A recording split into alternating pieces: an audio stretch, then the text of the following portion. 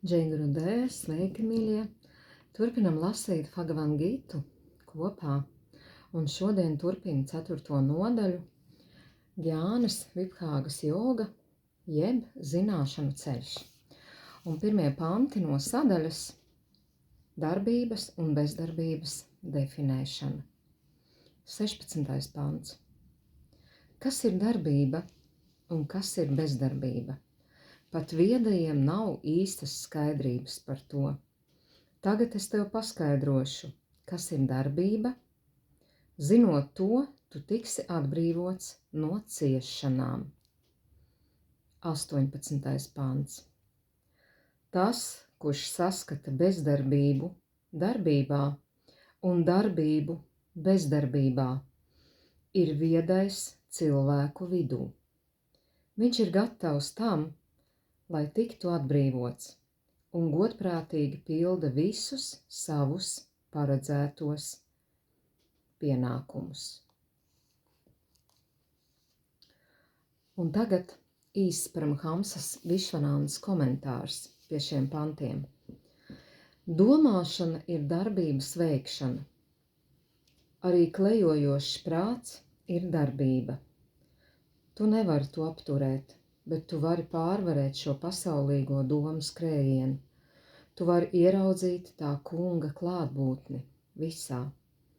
Ja paļausies bezdarbībai, bez meistara norādījumiem un uzraudzības, tu neko nesasniegsi. Tu vari sēdēt meditācijā, vari kontrolēt savu runu, kontrolēt ķermeni, taču tas nav patiess miers, jo šādai rīcībai ir kāds iemesls. Pat ja prāts, runa un ķermenis tiek kontrolēti, bez rīcības motīvs ir egoistisks. Ja ir gaidas, tas neļaus tev virzīties uz priekšu. Apgaismību sasniegušajām dvēselēm ir patiesas zināšanas. Tās zina, kuru darbību veikt un ar kādu motīvu to darīt, un tas virzīs viņas pie pilnīgas atsacīšanās, ne tikai virspusējiem panākumiem.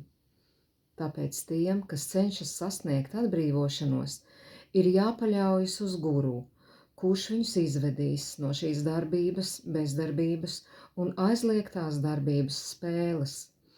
Aizliegtā darbība ir tāda, kas tiek veikta ar viltu, liekulību, vardarbību, alkatību un lepnību.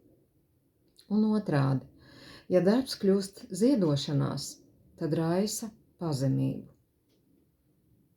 Kad cilvēks ir nodevies guru, viņš kļūst pazemīgs. Viņš ir gatavs pieņemt to, ko guru saka. Tas nozīmē atsacīšanos no savas paša gribas un pasaules redzējuma, pilnībā pieņemot to, ko sniedz guru.